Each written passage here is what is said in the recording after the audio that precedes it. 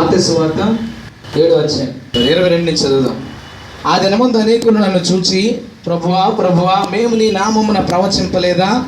నీ నామమున దెయ్యాలు వెళ్ళగొట్టలేదా?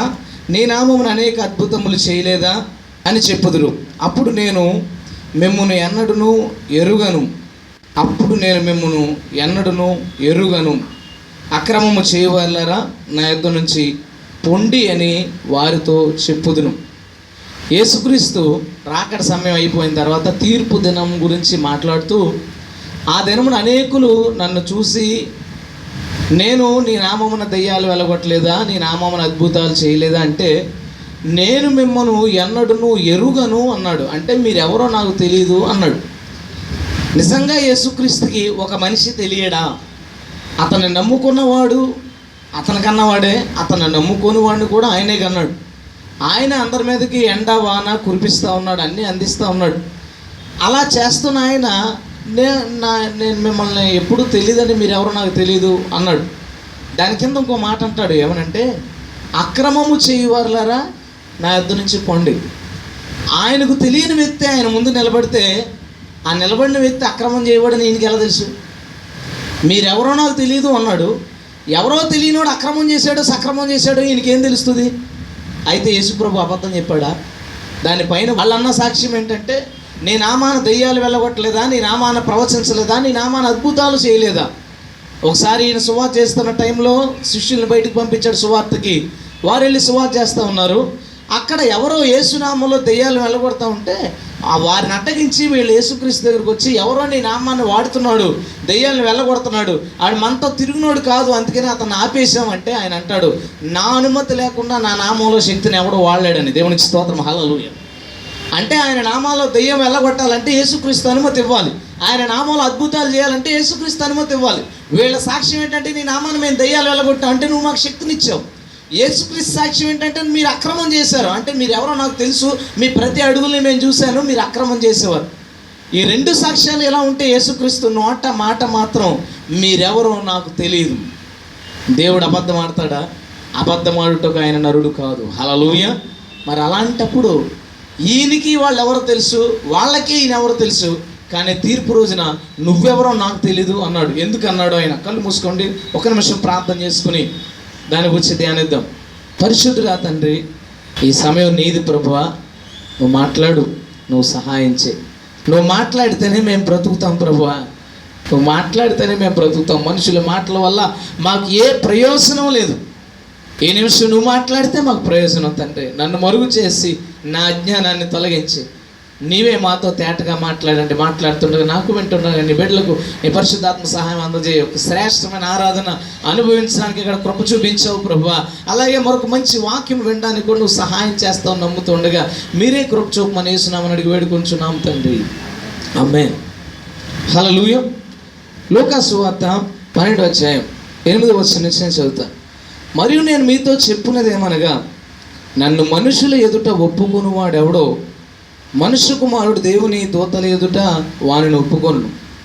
మనుషుల ఎదుట నన్ను ఎరుగనను వానిని నేనును ఎరుగనని దేవుని దూతల ఎదుట చెప్పుదు. ఆయనకు తెలిసిన మనుషులు ఆయన ముందుకు వచ్చినప్పటికీ, ఆయన ఎవరో తెలిసిన మనుషులు ఆయన ముందుకు వచ్చినప్పటికీ తీర్పు దినాన ఆయన మీరెవరో ఎరుగను అని చెప్పడానికి కారణం ఏంటంటే, ఆయన్ని మనుషుల ఎదుట ఎవడైతే ఒప్పుకోడో, మనుషుల ఎదుట ఎవడైతే యేసుక్రీస్తుని ఒప్పుకోడో అతన్ని దేవుని దూతల ఎదుట నువ్వెవరో నాకు తెలియదు అని అంటాడంటే ఈయన. మనుషుల ఎదుట నన్ను ఎరుగను అను వారిని దేవుని దూతల ఎదుట నేనును ఎరుగను అని చెప్పుదును. ఇప్పుడు ఆ అద్భుతాలు సూచక్రియలు చేసిన వాళ్ళు, ఆ దెయ్యాలు వెళ్ళగొట్టిన వాళ్ళు బ్రతికొండగా మీకు యేసుప్రభు ఎవరో తెలుసా అంటే వాళ్ళు తెలియదు అని చెప్తారా? తెలియదు అని చెప్తే యేసుక్రీస్తు నామంలో అద్భుతాలు చేశారా? తెలియదు అని చెప్తేనే యేసుక్రీస్తు నామంలో మీటింగులు పెట్టి దెయ్యాలు వెళ్ళగొట్టారా? వాళ్ళు యేసునామాన్ని ఎరగను అనలేదు. ఇక్కడ మనలో ఎవరినైనా రోడ్డు మీద పిలిచి యేసుక్రీస్తు ఎవరో తెలుసు అంటే, అవును తెలుసు, ఆయన నా రక్షకుడు, నన్ను రక్షించాడు, నా ప్రభువు, నా దేవుడు అని మనం అందరూ చెప్తాం. హల్లెలూయా. వీళ్ళు కూడా అలా చెప్పిన వాళ్ళే. కేవలం పాటల వరకునే మనం ఎదిగాము. వాళ్ళ అద్భుతాలు సూచక్రియలు మహత్కార్యాలు చేసే స్థాయికి వెళ్ళారు. మనం ఈ స్థాయిలోనే యేసుక్రీస్తుని ఎరగము అని చెప్పట్లేదు. ఆ స్థాయిలో ఉన్న వాళ్ళు యేసుక్రీస్తుని ఎరగము అని చెప్తారా? కానీ యేసుక్రీస్తుని ఎరిగామని వాళ్ళు చెప్పినా మీరెవరో నాకు తెలియదని ఈయన ఎందుకు అన్నాడు? దానికి కారణం మనకి తీతు రాసిన పత్రికలో కనబడుతుంది. దయచేసి జాగ్రత్తగా ఇక్కడి నుంచి వినండి. తీతు రాసిన పత్రిక 1వ అధ్యాయం 16వ వచనం. దేవునిని ఎరుగుదుమని వారు చెప్పుకొందురు గాని అసహ్యులను అవిధేయులను ప్రతి సత్కార్యము విషయము భ్రష్టులై ఉండి తమ క్రియల వలన ఆయనను ఎరుగమన్నట్టున్నారు. అక్కడ ఫుట్ నోట్లో కూడా మాట రాయబడి ఉంటుంది. మూల భాషలో ఆయనను ఎరుగననువారు, ఆయనను ఎరుగననువారు. ఈసారి ఆ మాట పెట్టి చదువుకుందాం.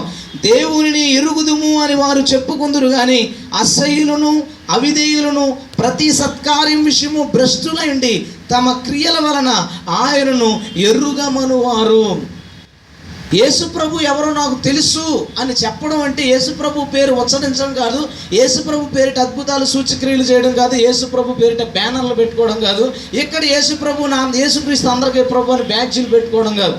యేసుప్రభు ఎవరో నాకు తెలుసు అనడానికి అర్థం ఏంటంటే అతడు తన క్రియల ద్వారా యేసును ఎరిగినట్లు ప్రజలకు చూపించాలి. హల్లెలూయా.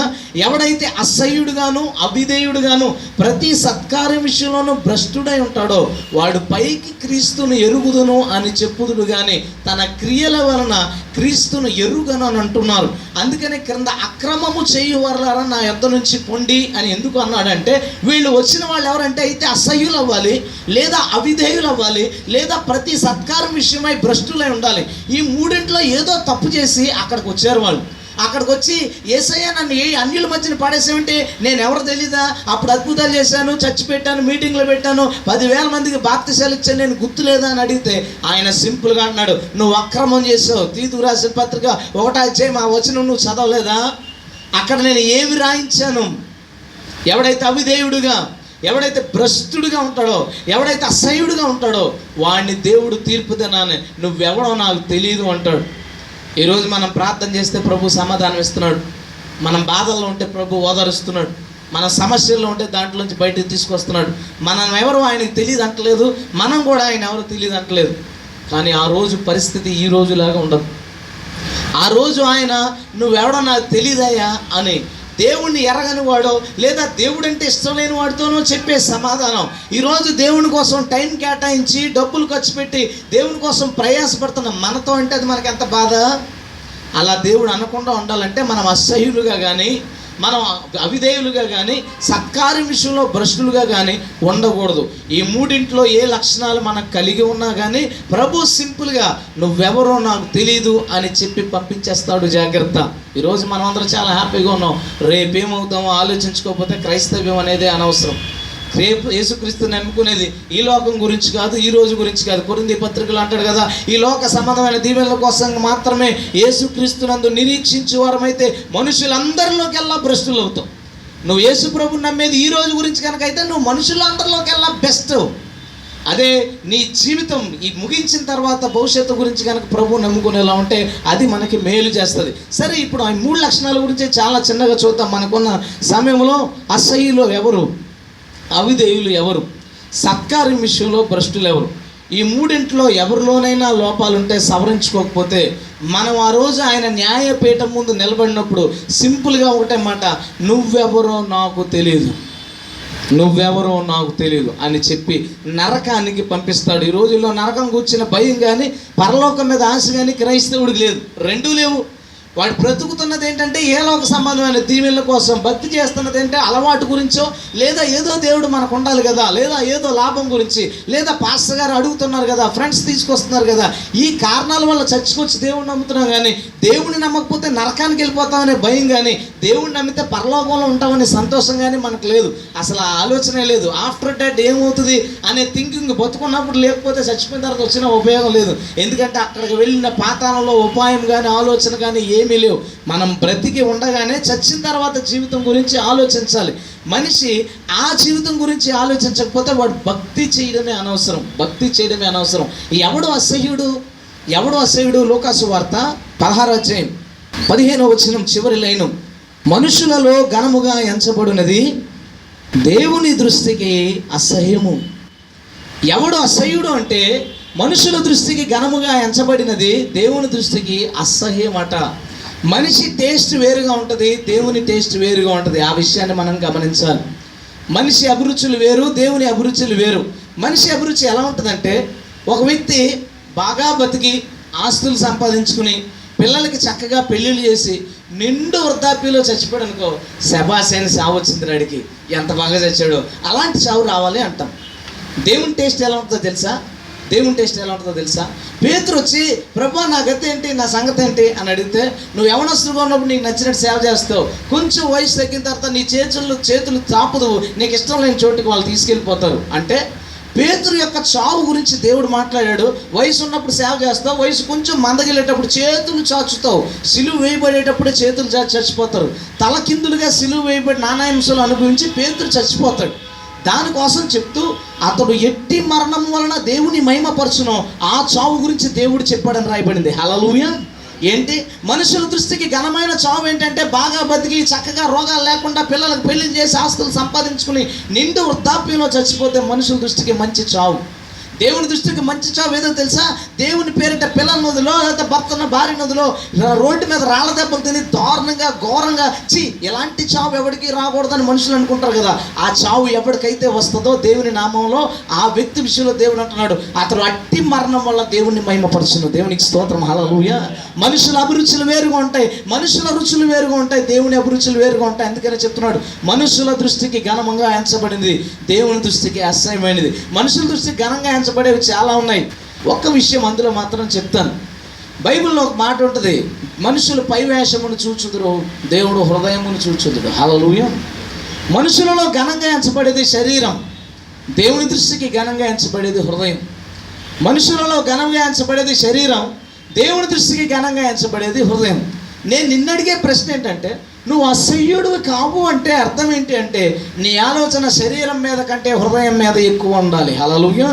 నువ్వు అసహ్యుడు ఎప్పుడు అవుతాయంటే, వారానికి ఒకసారి 2 సార్లు బ్యూటీ పార్లర్కి వెళ్ళి ఫేస్ ప్యాక్లు ఎంచుకుని, బ్యూటీ పార్లర్కి వెళ్ళి ఐబ్రోలు షేడ్ చేసుకుని ఇష్టానుసారంగా రెడీ అయ్యి తయారయ్యి శరీరం మీద నీ మనసు ఉందనుకో, నీవు అసహ్యుడివి. ఎందుకంటే మనుషులలో ఘనముగా ఎంచబడింది శరీరం, దేవుని దృష్టికి ఘనంగా ఎంచబడింది హృదయం. హల్లెలూయా. నువ్వు ఎప్పుడైనా అద్దం మీద గడిపినంత టైము, బ్యూటీ పార్లర్ దగ్గర గడిపినంత టైము, నీ అందం మీద నీ శరీరం మీద నీకు కాన్సన్ట్రేషన్ పెట్టినంత టైము, నీ మనసు గురించి ఎప్పుడైనా ఆలోచించావా? మోకాళ్ళు వేసి నా హృదయం ఎలా ఉందో దేవుని ఎదుట, నా మనస్తత్వం ఎలా ఉందో దేవుని ఎదుట.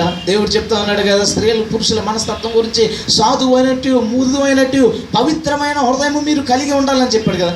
ఏ రోజైనా వారంలో ఆదివారం నుంచి ఆదివారం మధ్యలో ఈ 6 రోజులు నీవు అద్దం ముందు గడిపినంత టైం కానీ, నీ బ్యూటీ గురించి, నీ హ్యాండ్సమ్నెస్ గురించి కానీ నువ్వు ప్రయత్నించినంత టైం, ఆలోచించినంత టైం నీ మనస్సు మీద పెట్టావా? ఎప్పుడైనా నువ్వు బట్టలు సెలెక్ట్ చేసుకోవడానికి నువ్వు తీసుకున్నంత టైం ఎప్పుడైనా నీ హృదయం ఎలా ఉందో ఎప్పుడైనా ఆలోచించావా దాని గురించి?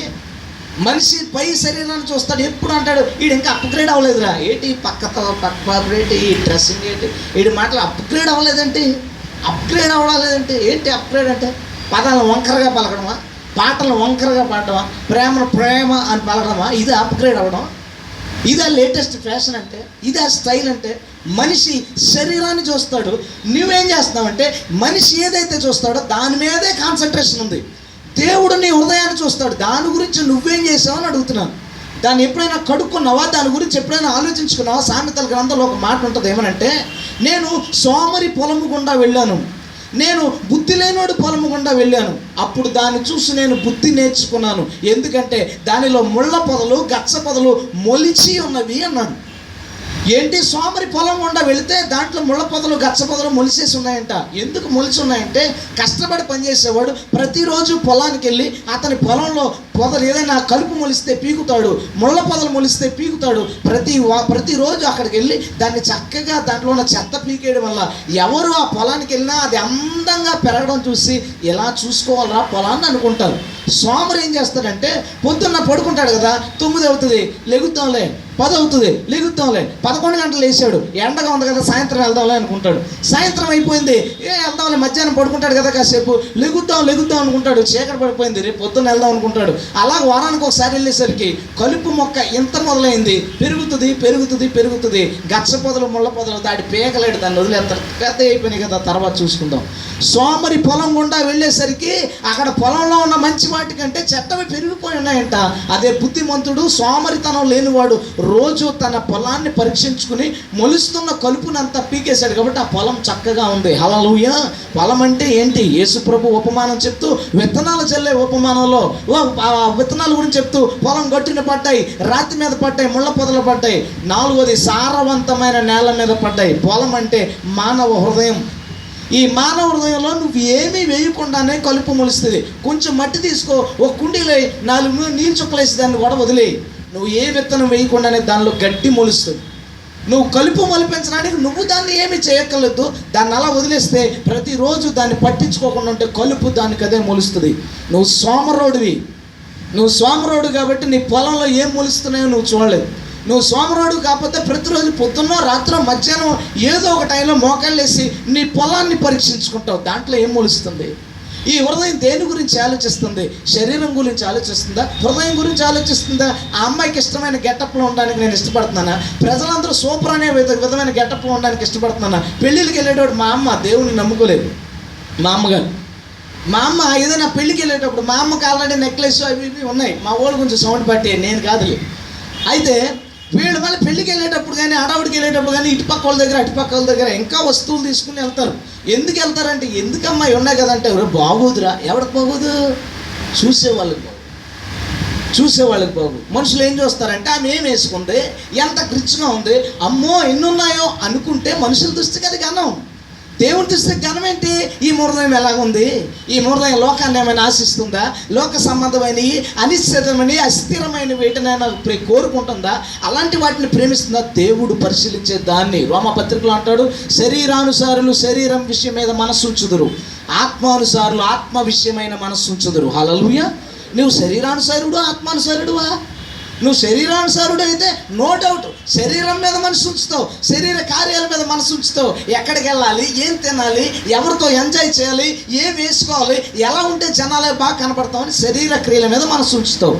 ఆత్మానుసారుడు అయితే నేను ఎలా ఉంటే దేవునికి నచ్చుతుంది, ఎలా మాట్లాడితే దేవునికి నచ్చుతుంది, ఎలాంటి ప్రార్థన చేస్తే దేవుడికి నచ్చుతుంది అని ఆలోచిస్తావు. నీ మనసు ఎలా ఉందో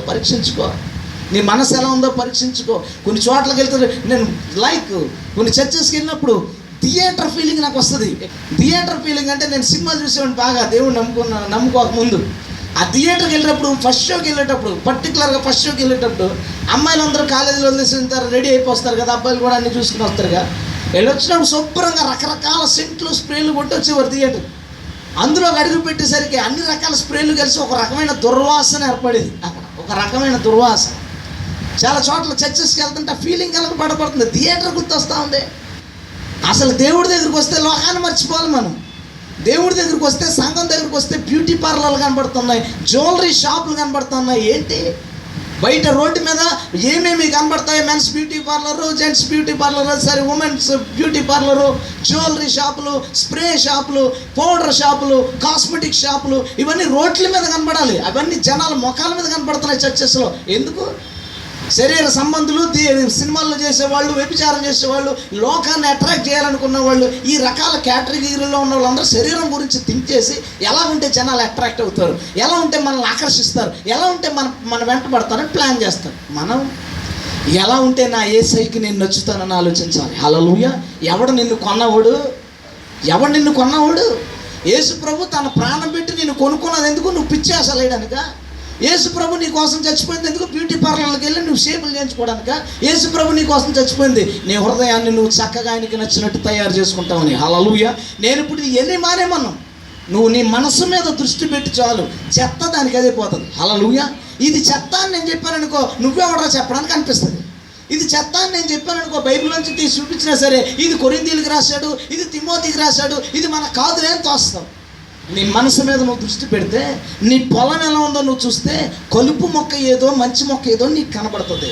దాని గురించి ఆలోచించి మోకాలు వేసి దాన్ని పీకి పాడేసావు అనుకో, చెత్త పోతే ఆటోమేటిక్గా లోపల శుభ్రం అయితే బయట కూడా అది శుభ్రం అవుతుంది. హల్లెలూయా. చాలామంది బయట శుభ్రత కలిగిన వాళ్ళు ఉంటారు, బయట చాలా సింపుల్గా ఉంటుంది ఆమె, అమ్మో లోపలికి వెళ్తే పరమ కంపు అంతా ఉంటుంది. ఇలా కాదు, శుద్ధి లోపల నుంచి మొదలైతే అది బయటకు వస్తుంది. ఎవడు అసహ్యుడు అంటే ఎవడు దేవుడు, ఎవరిని దేవుడు నువ్వెవడమో నాకు తెలియదమ్మా, నువ్వెవరో నాకు తెలియదని ఎవరిని అంటాడు తెలుసా? దేవుని దృష్టికి అసహ్యమైన శరీరం మీద కానీ, దేవుని దృష్టికి అసహ్యమైన శరీర కార్యాల మీద కానీ ఎవడైతే దృష్టి పెట్టుకుంటాడో దేవుడు వాడిని నువ్వు ఎవరో నాకు తెలియదు అంటాడు. నువ్వు ఆయన గుర్తుపడతాడో నువ్వు ఆలోచించుకో. ఇనేసి వెళ్ళిపోవద్దు దయచేసి. కాసేపు ఇంటికి వెళ్ళిపోయిన తర్వాత నీ పొలాన్ని పరీక్షించుకుని చూడు. నష్టమే ఉంది? నరకానికి వెళ్ళడం నీకు ఏమైనా ఇష్టమా? మెట్ట మధ్యాహ్నం ఈ ఎండల్లో 2 గంటలకు ఒక 2 కిలోమీటర్లు పరిగెట్టాలంటే నీకు ఎలా ఉంటుంది? అలా అన్నామని చెప్పించి కొట్టాలనిపిస్తుంది కదా. కానీ అక్కడ యేసు ప్రభు ఉంటాడు, నువ్వు చెప్పించి కొట్టాను. ఈ ఎండకి ఎంత ఫీల్ అయిపోతే 40 డిగ్రీలకి 50 డిగ్రీలకి అక్కడ 100లో ఉంటుంది టెంపరేచర్. అక్కడ తీసుకెళ్ళి నేను కొడదామంటే యేసు ప్రభు దగ్గరగా ఉన్నాడు. అరుద్దాం ఏడుద్దాం అంటే బర్ణాలు రాసుకుందాం అంటే మెడికల్ షాపులు ఉండవు, ఏడుపు తప్ప అక్కడ ఇంకేం ఉండవు. అలాంటి చోటకి వెళ్ళడం నీకు ఇష్టమా? ఇష్టం కాదుగా. ఈ లోపు నీ హృదయాన్ని పరీక్షించుకుని నీవు అసహ్యుడిగా ఉండకు. బైబిల్ నీ కోసం ఏం చెప్తుందో నువ్వు చదువుకో. బైబిల్ శరీర సంబంధమైన దాని గురించి ఏం చెప్తుందో చదువుకో. ఆత్మ సంబంధమైన దాని గురించి ఏం చెప్తుందో చదువుకుని శరీర సంబంధిగా కాక ఆత్మ సంబంధిగా ఉండు. ఎందుకంటే శరీర సంబంధులు దేవునికి అసహ్యులు, ఆత్మ సంబంధుల్ని దేవుడు ప్రేమిస్తాడు. ఆత్మ సంబంధుల్ని లోకం అసహించుకుంటుంది. ఈడెవడు ఎలా ఉన్నాడు, ఎలా మాట్లాడతాడంటే ఏంటి ఎలా ఉన్నాడు అని లోకం అసహించుకుంటుంది. కానీ దేవుడు అట్టి వాణిని ప్రేమించును. దేవునికి స్తోత్రం, హల్లెలూయా. సెకండ్ పాయింట్, ఫస్ట్ అసహ్యులు, రెండోది అవిధేయులు. అవిధేయత అంటే అర్థం ఏంటంటే దేవుడు మనతో ఏదైనా చెప్తే చేయమని ఆ మాట వినకపోవడాన్ని అవిధేయత అంటారు. అంటే దేవుని మాటను ఎదిరించడం. దేవుడు మనకి కొన్ని ఆజ్ఞలు చెప్పాడు, కొత్త నిబంధనలో చాలా చెప్పాడు. అయితే మనం ఏం చేస్తామంటే లోకంలో పడిపోయి దేవుని ఆజ్ఞల్ని వ్యతిరేకిస్తాం. ఎలా అంటే ఫ్రెండ్స్ అందరితో కలిపి కూర్చున్నావు, బిర్యానీ తింటున్నావు, అందరూ బీర్ చెప్పుకున్నారు, నువ్వు థమ్స్అప్ చెప్పుకున్నావు. ఆడు అంటాడు, ఏట్రా అప్గ్రేడ్ అవరా బాబు, థమ్స్అప్ తాగితే ఏమంటుంది, బీర్ తాగు, బిర్యానీలో బాగుంటుంది. బైబిల్ ఏం చేస్తే ఏమంటుంది అంటే తాగుబోతు తను తాగొద్దంట. లోకం ఏమంటుంది అంటే తాగు. ఏమిటి తాగేసి తిడుతున్నాడంటే మా ఆయన అంటే మొగోడు తాగకపోతే ఏం చేస్తాడు, లోకం ఏం చేస్తాడంటే పర్లా ఏమన్నా పలానా ఆవిడతో తిరుగుతా అంటే మొగోడికి పోలి సంబంధాలు ఉంటాయండి, మరి దాని అంతటికి వచ్చి నువ్వు గొడవలు పెట్టుకోకూడదు అంటే నువ్వు వ్యభిచారం చేయి, లోకం అలా చెప్తుంది. దేవుడు దాన్ని వద్దు అని చెప్తాడు. ఎవడైతే దేవుని ఆజ్ఞలు వ్యతిరేకిస్తాడో అతను అవిధేయుడు. అతను చర్చికి వెళ్తాడు, లంచం తీసుకుంటాడు. ఆమె చర్చికి వెళ్తుంది, తప్పుడు సంబంధాలు కలిగి ఉంటుంది. అతను చర్చికి వెళ్తాడు, పీర్లు లాగెత్తాడు హ్యాపీగా. ఆ చర్చికి వెళ్తాడు, గొడవలు పడుతూనే ఉంటాడు. ఆ చర్చికి వెళ్తాడు, ఇష్టం వచ్చినట్టు అశ్లీలమైన దృశ్యాలు చూస్తూనే ఉంటాడు. చర్చికి వెళ్తాడు, ఇంట్లో సినిమా ఇంట్లో రూమ్ని థియేటర్గా మార్చేసి సినిమాలు చూసుకుంటూ కూర్చుంటాడు. ఈ ఎవడో తెలిసి అవిధేయుడు. ఈ మనుషులందరూ చూసి చాలా మంచివాడుగా కనబడచ్చు, వేషాలు వేసుకుని అమ్మో వాడంత పవిత్రుడు ఎవడు లేడు రోయ్. బైబిల్ చెప్తుంది దేవుని ఎదుట మారు మనస్సు పొందు. స్తోత్రం చేద్దామా? అపోస్తుల కార్యాల్లో ఉంటుంది ఆ మాట. పౌలు అంటాడు, మీరు మనుషుల ఎదుట కాదు దేవుని ఎదుట మారు మనసు పొందు. దేవుని ఎదుట మారు మనసు పొందడం అంటే 2 మారు మనసులు ఉంటాయండి, ఉంటాయి. మనుషుల ఎదుట మారు మనసు అంటే ఏంటంటే మా వీధిలో ఒక ఆమె పక్క వీధిలో దేవుడు నమ్ముకుందిలే, ఆమె ముందు గొడవలు పడే దేవుడు నమ్ముకుంది, చాలా సైలెంట్ అయింది. నేను ఒకరోజు ఆ వీధిలో వెళ్ళిపోతా ఉన్నాను, ఏదో గొడవ వినపడుతుంది కుళాయి దగ్గర, విపరీతమైన గొడవ. అలా వెళ్తూ ఉన్నాను, కరెక్ట్గా ఆమె నేను చూసేసాను. నేను చూసిన విషయం అమ్మాయి చూడలేదు, ఆమె.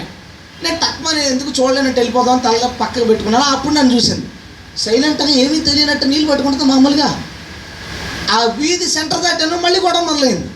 ఈ మారు మనసు ఎక్కడ పొందిందో తెలుసా? నా ముందు పొందింది మారు మనసు. దేవుని ముందు మారు మనసు పొందాలంటే రహస్య స్థలంలోనైనా, ఒంటరితనంలోనైనా, జనం మధ్యనైనా, సంఘంలోనైనా, ఎక్కడైనా పరిశుద్ధంగా ఉండాలి. వాడు హల్లెలూయా. మన బైబిల్ ఏం చెప్తుందంటే దేవుని ఎదుట మారు మనసు పొందు. లేవికాండంలో అంటాడు, మీరు నాకు పరిశుద్ధులైనడు. మనుషులకి ఎవడైనా పరిశుద్ధంగా యాక్ట్ చేస్తాడు, మనుషుల ముందు ఎవడైనా మారు మనసు పొందినట్టు యాక్ట్ చేస్తాడు. ఒంటరితనంలో, ఏకాంతంలో, నీ వ్యక్తిగతమైన స్నేహితుల దగ్గర నువ్వు ఎలాగున్నావు? నీవు అవిధేయత చూపిస్తున్నావా? ఇంటర్నెట్లో కూర్చున్నప్పుడు నువ్వేం చూస్తున్నావు? దేవుడు తెలీదా? ఆయన కన్నులకు మరుగైంది ఏదైనా ఉన్నదా చెప్పాలి. ఆయన చూడలేనిది ఏమన్నా ఉంటే మనం యాక్సిడెంట్లో ఎప్పుడు చచ్చిపోదు. మన ట్రాఫిక్లో దూరిపోతున్నప్పుడు ఓవర్ యాక్షన్ చేసి బైకులు ఎక్కి వెనకాల అమ్మాయిలు కూర్చోబెట్టుకున్నాం, లేదా ఎదరు అమ్మాయిలు ఉన్నారని వంచి తిప్పుకొడేస్తుంటావు కదా బండి. దేవుడు కన్నులకు మరుగైందంటే ఏ లారీ కింద తొక్కేసి పాడి. దేవుడు మనం చూస్తున్నాడు కాబట్టి ఈరోజు కాకపోతే రేపైనా బుద్ధి నేర్చుకుంటాడని మన కోసం ఆయన ఎదురు చూస్తున్నాడు, వెయిట్ చేస్తున్నాడు. హల్లెలూయా. మన అవిధేయతను వదులుదాం. ఇక్కడ దేవుడు పాస్టర్ గారి ద్వారా బోలెడని ఆజ్ఞలు మనకు చెప్తారు. ప్రతి వారం ఆజ్ఞ లేకుండా ఉపదేశమే ఉంటుంది. ఏదైనా ఆశీర్వాదం కొరకు చెప్పినా సరే నువ్వు ఇలా ఉండమ్మా దేవుడు అలా దీవిస్తాడు అని చెప్తారు. ఆ ఆజ్ఞలో నువ్వు దేనిని మీరినా నువ్వు అవిధేయుడివి, దేవుని శిక్ష మన మీదకి వచ్చి తీరుతుంది. ఆ రోజు నువ్వెవరో నాకు తెలీదు అని దేవుడు చెప్తాడు. అవిధేయులు ఎవరు ఉండొద్దు. కొత్త నిబంధన ప్రశాంతంగా చదువుకోండి. అందులో ఆజ్ఞల గురించి, ఆజ్ఞల విషయానికి వచ్చేసరికి అన్నీ నీకోసం రాసినాయి. బైబిల్ మనం ఎలా చదువుతామంటే పక్కోడికి చెప్పడానికి, ఇందులో చదివి ఒరే అక్కడ అలా ఉందో తెలుసా అని చెప్పడానికి, ప్రసంగాలు చేయడానికి, అందులో లోతైన మర్మాలు తెలుసుకుని ఎవరి దగ్గర ఫోజు కొట్టడానికి. బైబిల్ ఎలా చదువుకో, బైబిల్ నీ కోసం రాయించాడు దేవుడు. హల్లెలూయా. నువ్వు ఎలా ఉండాలో రాయించాడు ఆయన. నువ్వు చదువుకో. నువ్వు ఎలా ఉండాలని దేవుడు చెప్పాడో అలా ఉండడానికి ప్రయత్నించు. నీ చుట్టుపక్కల ఉన్న వాళ్ళందరూ నిన్ను పిచ్చోడు అనొచ్చు. కామన్ ఇది. 100 మంది పిచ్చోళ్ళ మధ్యన మంచోడిని పడేసారనుకో, 100 మంది పిచ్చోళ్ళు ఏమంటారంటే వీడు పిచ్చోడురా సైలెంట్గా ఉన్నాడంటే, వీడు పిచ్చోడు అరవట్లేదు మళ్ళాగా, వీడు పిచ్చోడు రా కింద దొల్లట్లేదు, బట్టలు చింపేసుకోవట్లేదు అంటే నా విచిత్రంగా చూస్తారు పిచ్చోళ్ళు అందరూ మన కోసం. మనం ఆ శరీర సంబంధుల మధ్యన ఆత్మ సంబంధిగా మారితే ఈ శరీర సంబంధులందరినీ అందరూ మనల్ని ఎటకారం చేస్తారు. నిజమే, పరమగీతంలో మాట ఉంటుంది, సియోను కుమార్తెలు ఈ షూలమ్మతిని ఎకారిస్తూ ఉంటారు, వెట్టకారిస్తూ ఉంటారు. నువ్వు నల్లని దానివి అని. ఈమెవరు? షూలమ్మతి సంఘం.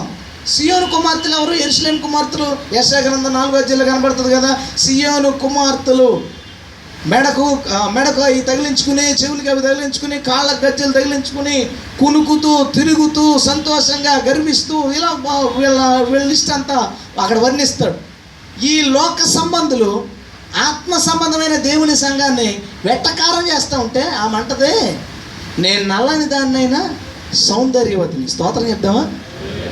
ఆమె పైకి అందంగా కనబడకపోయినా హృదయానికి సౌందర్యం ఉంది. హృదయానికి సౌందర్యం ఉంది. సంగమా, నీ హృదయానికి విధేయత అనే సౌందర్యాన్ని పెట్టుకుంటే, దేవుడు చెప్పిన ప్రతి మాటకి లోబడి ఉంటే నీ బ్రతుకు మారుతుంది. నిన్ను చూసినోడికి అర్థమవుతుంది క్రైస్తవుడు ఎలా ఉండాలని. మనల్ని చూసి పక్క క్రైస్తవులు చెడిపోయే షేపులు, మనల్ని చూసి పక్క క్రైస్తవుడు చెడిపోయే అలవాట్లు మనకి ఉండకూడదు సుమా.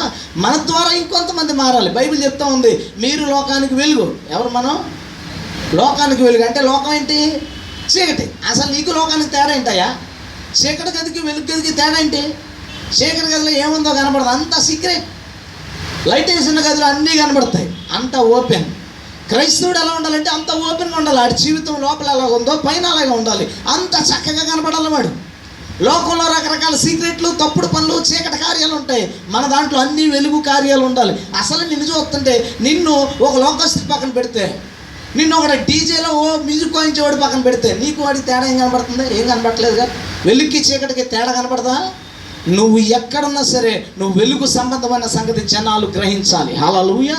అలాంటి విధేయతలోకి నువ్వు రాకపోతే దేవుడు నువ్వెవరో నాకు తెలియదు అంటాడు. నువ్వెవరో నాకు అసలు పరిచయం లేదని బయటికి పంపిస్తాడు. మూడోది, వీళ్ళు ప్రతి సత్కార్యం విషయంలోనూ భ్రష్టులు అంట. ప్రతి సత్కారం విషయంలోనూ భ్రష్టులు అంటే ఏ మంచి పని చేద్దామన్నా రారు. ఇందాక బ్రదర్ మాట్లాడుతూ ఎవరికో బట్టలు ఇచ్చాం, సత్కార్యం అంటే అదే.